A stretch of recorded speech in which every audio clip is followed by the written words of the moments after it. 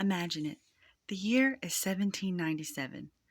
The very first president has just finished serving his 2 terms, and now a new president, John Adams, has taken his place. At the same time, the person with the second most votes is now the vice president. Enter Thomas Jefferson.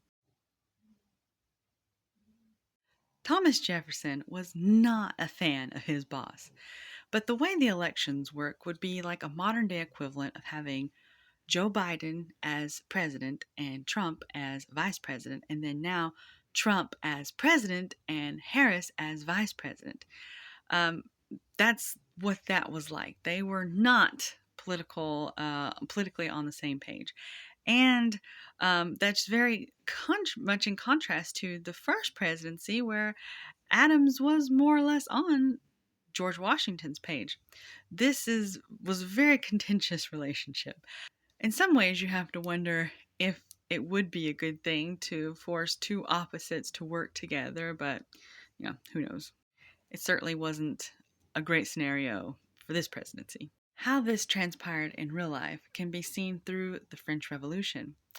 The attitude of Adams towards the French Revolution was, as if you remember in my last video, I said that he was in favor of it at first, but then he slowly became against the revolutionaries.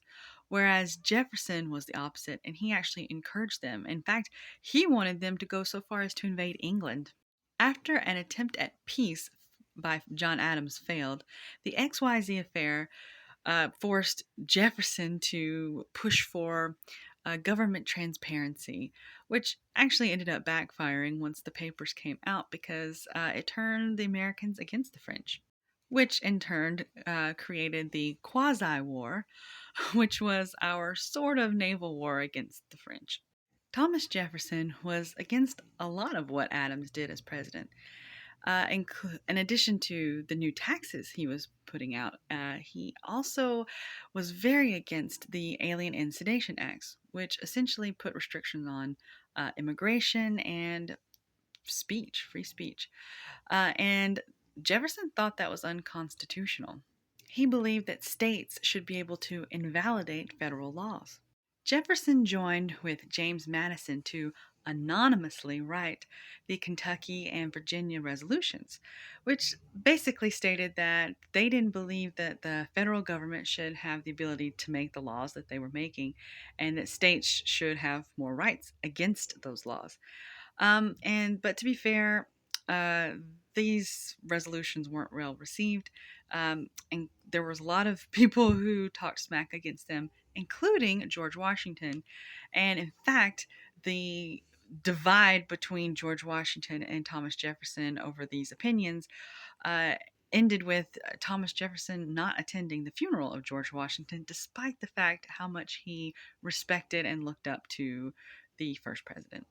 And some would go as far to say that these resolutions planted the seed for the Civil War. In comparison with the first person to do the job, Thomas Jefferson was actually very chill when it came to his role with the Senate. He found this part of his job as honorable and easy. And as a person who had over 4 decades of parliamentary law under his belt, he was kind of the most qualified person to do this job.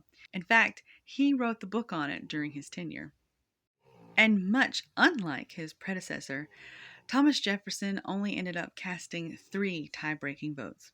To learn more about the presidency of John Adams or Thomas Jefferson, be sure to check back in my presidential series. Otherwise, tune in next time for the tenure of a Revolutionary War hero.